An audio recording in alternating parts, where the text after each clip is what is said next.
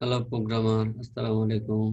আজকে আমরা কথা বলবো আহ ওয়াটারফল কিভাবে কাজ করে সেই বিষয় নিয়ে আজকে আমরা কথা বলবো। তো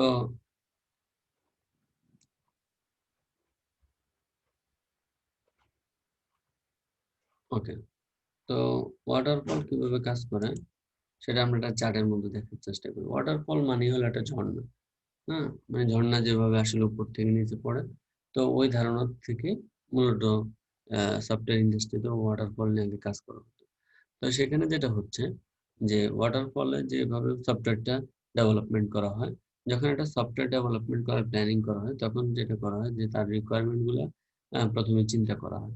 হ্যাঁ, মানে রিকোয়ারমেন্ট গুলো অ্যানালাইসিস করা হয়। যখন রিকোয়ারমেন্ট গুলো সম্পূর্ণভাবে অ্যানালাইসিস হয় তখন সেটা কি করে, তখন সেটা ডিজাইনে চলে যায়, তারপর সেটা ডিজাইনিং করতে থাকে। তো ডিজাইনিং যখন কমপ্লিট করা হয় তখন সেটা ডেভেলপমেন্টের কাছে চলে যায়।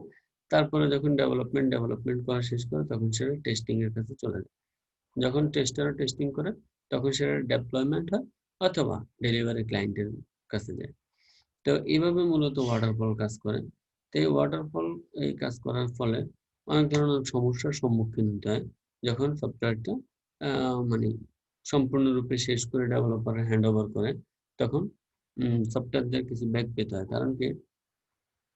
কারণটা হলো যে সফটওয়্যারটা মানে ডেভেলপমেন্ট করতে দেয়, ধরেন কোনো প্রতিষ্ঠান দিল অথবা কোনো ব্যক্তি দিল। তো সে যখন এই সফটওয়্যারটা ডেভেলপমেন্ট করতে দেয়, তো শুরুতে কিন্তু সে নিজেও ক্লিয়ার থাকে না যে এটার আসলে কি, কি রিকোয়ারমেন্ট লাগবে বা কিভাবে কাজ করবে। হ্যাঁ? তো সে আসলে নিজেও পুরোপুরি ক্লিয়ার থাকে না। তো সে যখন সফটওয়্যারটা জাস্ট একটা থিম বলে, তখন রিকোয়ারমেন্ট করে, ডিজাইন করে, ডেভেলপমেন্ট করে, টেস্টিং করে যখন তার কাছে দেয় তখন তার মনোভূত হয় না।